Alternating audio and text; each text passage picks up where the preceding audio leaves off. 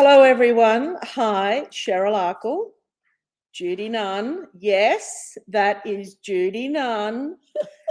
We're at Better Reading. I know you are so beloved by all our readers. Oh, I love them more. Yeah, so welcome everyone. Very special occasion today. What are you reading with me, with Cheryl, and with Judy? Now, what you'll find will happen, Judy, in a minute is all these comments will start to come up here. And it'll all be singing the praises of Judy Nunn, I'm sure. Now, Judy has a new book. Hello, Tracy. Judy has a new book. It's a collection of short stories. It's called The Long Weekend. Look at that beautiful, beautiful cover. Judy, do you want to tell us what it's about? Yeah, well, as you said, it's a collection of short stories, and it's the first collection of short stories I've ever had published, which is, for me, very thrilling. I have had four other short stories, four of them that are in here, published as ebooks, but never before in print like this. So they're varying stories. They're very, very eclectic, no particular theme at all. So it's just the madness of my mind, I think, Cheryl. Right. Can you pass me Khaki Town? It's right there. Okay, yeah. There we go. Now, you'll all remember, Judy. So this was your last book. Is that right? No, the last book was Showtime. Oh, Showtime. Yeah. Oh, we don't have a copy there. Okay. No, one of your staff said they nicked it. Oh, they nicked it. Yeah. Right. Okay. That would have been I won't say who it is. Well, let us know if you've read Showtown. This is Khaki Town, and this is Judy Nunn. Now, welcome everyone. So as you can see, that board's filling up, and I'm going to read some of the comments because they'll be very kind and say hello to me, but they really want to say hello to you. Okay. So Jane says hi. Tracy says hi, ladies. Christine, hi from Ballarat.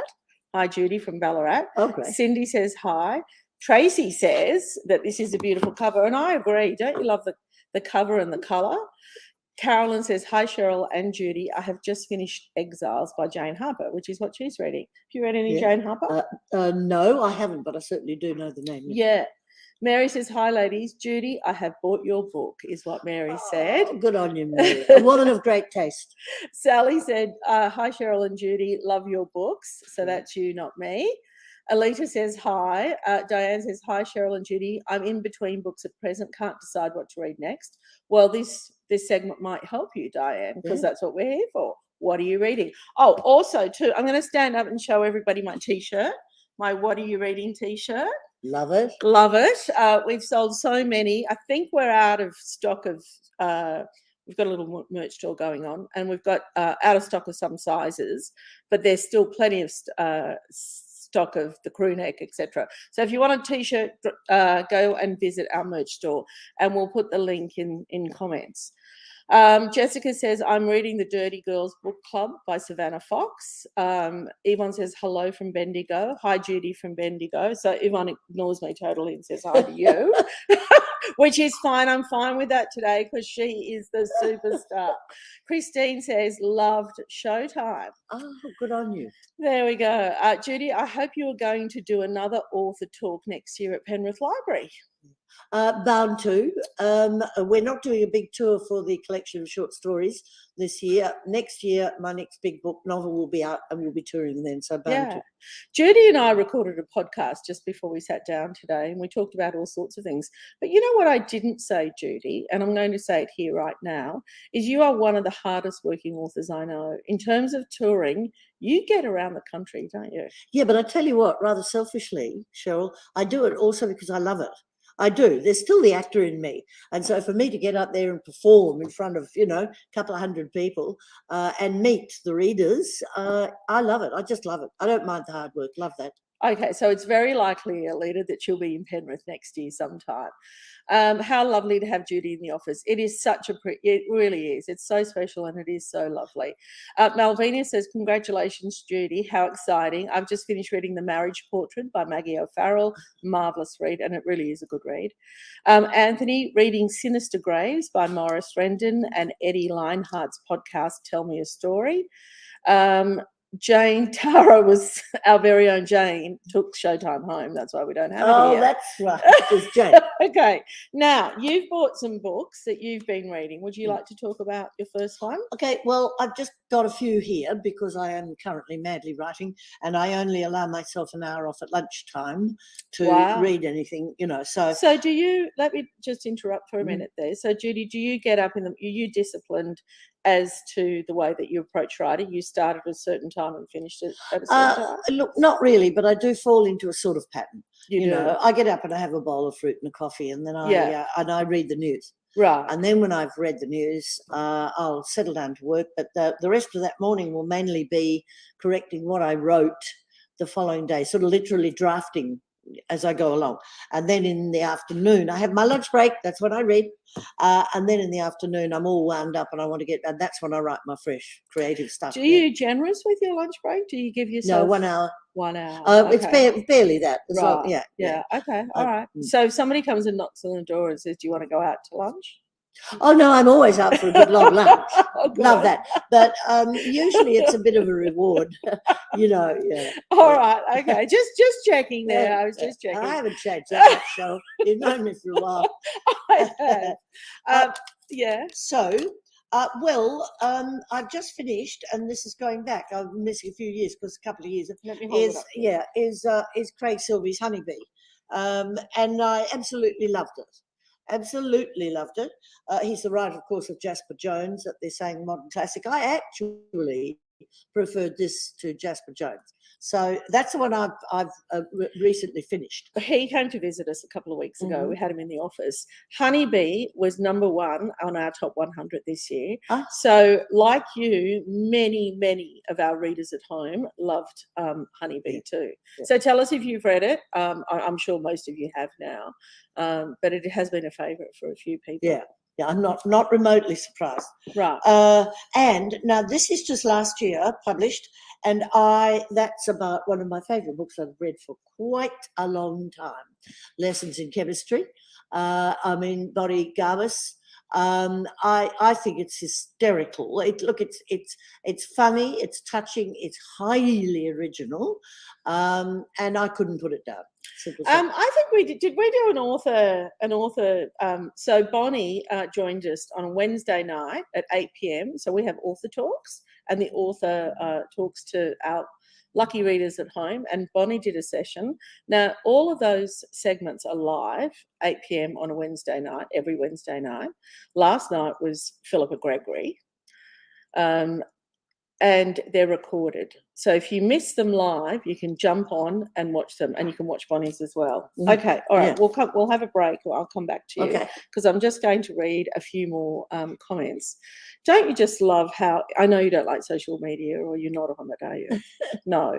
No, I'm not into social media myself, but I totally understand. You get it, right? Well, do you know what I love about it? That these people are talking to us right here, right now. Yeah. They're at home. It's wonderful, isn't it? Mary's probably having a cup of coffee. Some people might be having a glass of wine. It's a wonderful contact. Yes. So Mary says she's currently reading The Work Wives by Rachel Johns.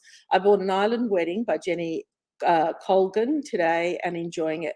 Now, speaking of Work Wives and Rachel Johns, we had an event last Thursday at Harlequin where we all went, everyone in the office, and we launched the Rachel Johns book, and we invited people from home, and there were so many better reading people there as well.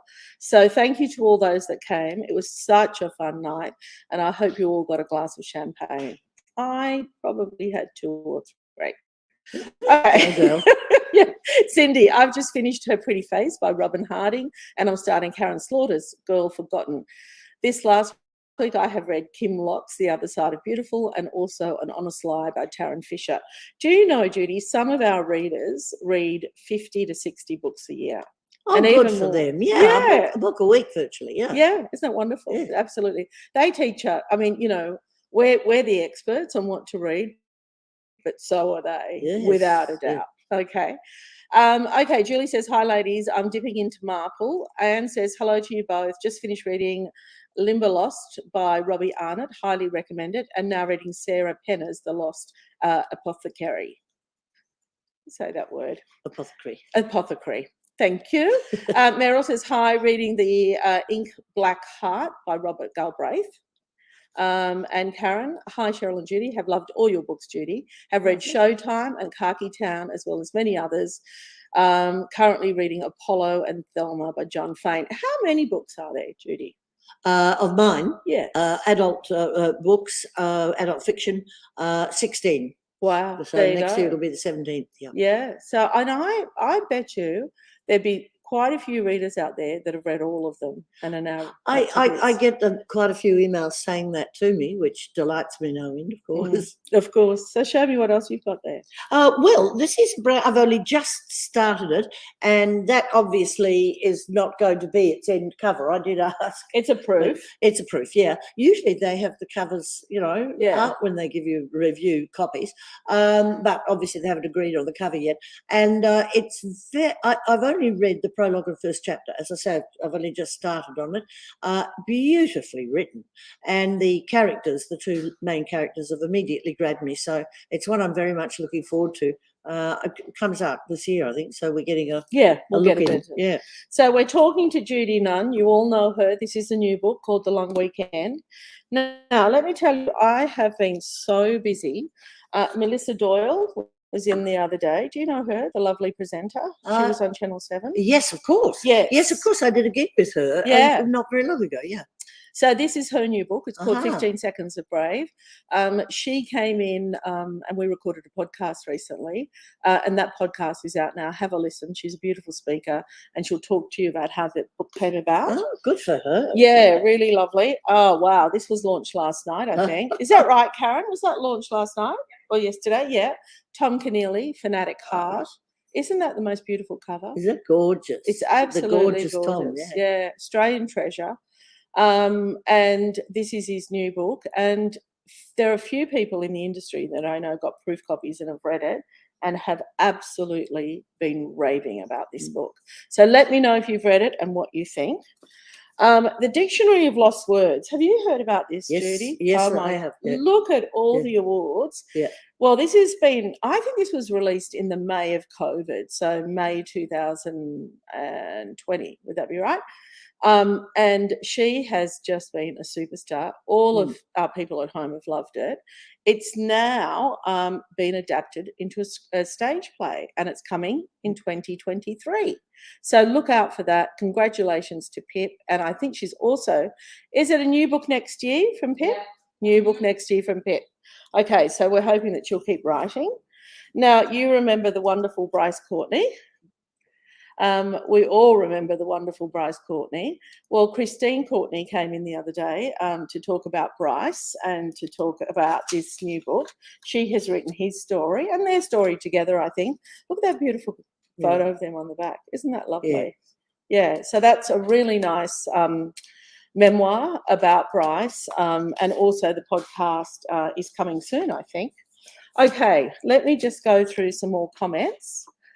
Would anybody like to ask Judy any questions? Reading The Seven Skins of Esther Wilding by Holly Ringland, very interesting book. Alona's reading that. Emma, hello, Better Reading team, and hello to Judy. Hope you guys are having a good day. We are having a great day. Debbie, hello, ladies. Reading Shelter from the Storm by Penelope Janu for review for Better Reading. You know, Judy, we've got this little program where we send out 50 to 100 books to readers before publication, and they write a review for us. Yeah, I did know that. Yeah, oh, you did know that? It's great fun. Yeah. They love it. Jill says, hi, ladies. Anne says, hi, Judy. I've read all your books. Told you. Told you there'd be many of them. Thank you, darling. Cheryl, a lovely name, Cheryl. Cheryl's reading The Happiest Little Town by Barbara Hanna. Anthony's reading, is it S.G. Cash Black Bear Mystery? And he's enjoying it. Emma, love hearing about writers and how they work. Do you want to talk about a little bit? Well, we know that you have an hour's lunch break. How long does it take you to write a book? Well, I'm a 2 years gal. This is why the short stories, The Long Weekend, is interrupting the flow in some ways, because it's coming out in between the previous book and the book that will come out next year. But, the publishers track the whip, so you know what that can be like. No, I loved every bit of it. What was the question again? How long does it take you to write a book? Yeah. So do you think... So it's 2 years. Is it 2 years, though? Like Yeah. 2 years of sitting down and typing away? No, it's, I would say... Research? Yeah. Certainly, I sort of have 6 months off after the tour of one big book, during which, for a little while, I read voraciously. Everybody else has that I've been mounting up like this, and then I start on research, and I would have a solid 3 months research, including field trip to wherever it is I'm going to set the book, 1 or 2, maybe 3 field trips. Oh, so you always go to where? Yeah. And that was with Showtime. You see, I couldn't. That was a great pity because of COVID. And most of it is set in Melbourne, gold rush days, and the entrepreneurs coming out and setting up their theatres, etc. So I couldn't go to Melbourne. Fortunately, though, I had worked in Melbourne in so many theatres, and I knew the actual, theatres themselves, let alone the history of it. But I wasn't around in 1850s and 60s, No. I did have to rely a lot on without field research. But I do. I always go. Yeah. And I read a lot. I mean, books, I think you can do a lot on Google, looking up the internet, but they can sometimes get it wrong. You've just got to really check up. And if you read your non-fiction accounts, etc., then if somebody says, "Oh, excuse me, that's not right," you can say, "Well, look at the bibliography. Now, I have a book here, and he specialised in World War II, or whatever." So you have a backup in the sense that you've really done your literary homework. Shelley says, Judy Nunn, one of my favourite Australian authors, brilliant story writing, and I still think of you as Elsa. Oh. And she's got a lovely couple of hearts there. Thanks, Shelley. Nice. Thank you. Jenny, hi Judy, love all your books. I've just finished the Ellie Griffiths Ruth Galloway series, about 14, and enjoyed them. Mary loved Honeybee. I also have his new book, Runt. Yeah, we've talked about Runt. We had Craig in. It's a really cute book. It's for younger readers. Tracy, I loved Honeybee and Jasper Jones. Cindy said she loved Honeybee as well. Kim just finished Exiles by Jane Harper. Jared, I love everything Judy does. An amazing author and a wonderful actress. Oh, look, there you go, Jared. We love Jared. Anne said, agree with you, Judy, about Honeybee. Emma says, Runt is absolutely beautiful. Christine says, I'm currently reading Marianne Keyes, The Other Side of the Story, but I'm also listening and loving your podcast, Cheryl, and just finished listening to Greg Silvey. Oh. Well, Judy and I just recorded a podcast too. Now, if you like our podcast, please, if you're on Apple, jump on and give us a review, because if you give us a review, write a review and give us a rating, that pushes us up on the algorithm. Although, you're not going to believe this, we are up to 1,200,000 downloads. Wow. 1,200,000 downloads. Yeah. Jeez. Yeah, there you go. Not Good bad, girl. Right? Come a long way. A long way. Rayleigh, Judy Nunn, one of my favourite Aussie authors. Love your books. Keep them coming. Thank you. Cindy, I have the lessons in chemistry on my to-be-read pile. Oh, good stuff. Along with Tap Cats of the Sunshine Coast by Christine Skies, and Darry Fraser's book, Elsa Goody Bushranger. See how many books they read? Yeah. I mean, it's extraordinary. I have Dirt Town to pick up from the library. You go, Cindy. She's a reader. Tam says, just finished Rachel John's book, The Work Wives of Fleur MacDonald, Broad River Station. Tam says that Sandra is bringing me Judy's latest book. Oh, you're lucky, Tam. Cindy, I'm at 199 books for the year and actually have my 200 books started on my iPad. An ebook called Chickens, Mules and Two Old Fools by Victoria Tweed. You go, girl, Cindy. 200. Yeah. Wow. Okay. Melissa says hi to both of us. Shona, I think that's how that's spelled. Finished lessons by Ian McEwan. Still processing emotions, reactions, bouncing around. I do love Ian McEwan. I mean, one of my favourite books is Chesil Beach. Have you read any Ian McEwan? No. It's beautiful, beautiful writer. Maxine, reading All the Light You Can See. Just finished Caught in the Crossfire and Growing Pineapples in the Outback. Both great reading. Thanks, Maxine.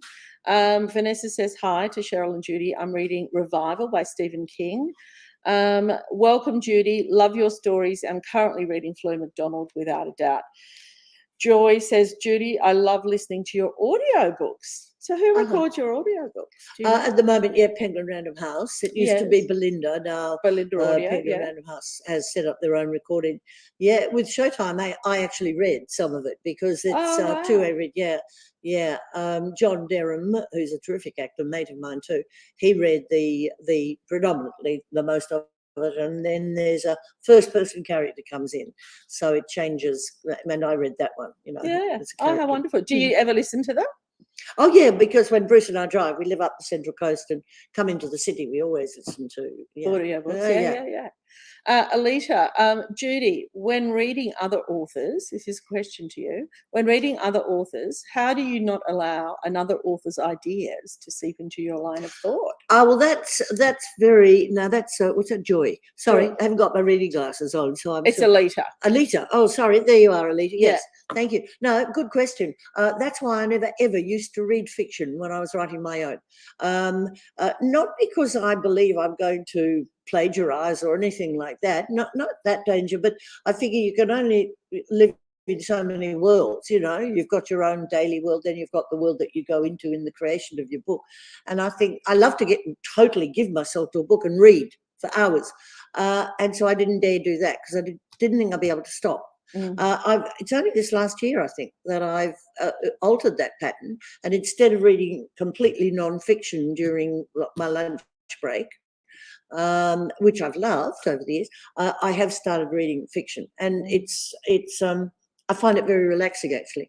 I like it. It's a really interesting point, Alita, that because you're influenced, unconsciously by so many things in your day. Like, sometimes I buy a cushion and I bring it home and I put it against the lounge. That is the perfect matching, right? I'm so clever that I just matched that cushion with that lounge, right? And then 2 days later, I'm flicking through a home magazine and there is that exact cushion on the lounge. Now, I got the idea probably from that, but didn't remember that it was from there. Does that happen to you?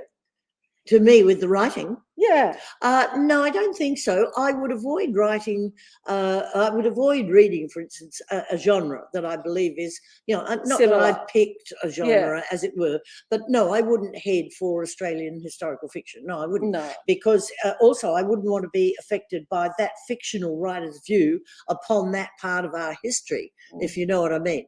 I mean, if I'm reading a lot all the while when I'm writing, but I'm reading not fiction. I'm reading factual stuff about the period or the area in which my book is placed. Yeah. I certainly wouldn't do that.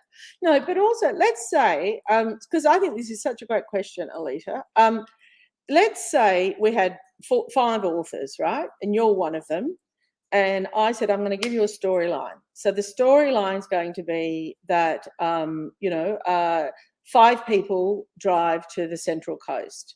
And that's your storyline plus the other 4 authors' storyline. Each story, yes, it's the same story, if you like, but when those stories come in or when those stories are written, they're going to be totally different, aren't they? Oh, yeah. But, I mean, they're driving to the Central Coast. What period is this? What yes, are you dealing with? You go. I mean, yeah. There you go. Exactly. Yeah. What walk of life are they coming from? All of the above, yeah. And so what you write and how you write, you'll bring that to the story. What they write and how they write, they'll bring to the story.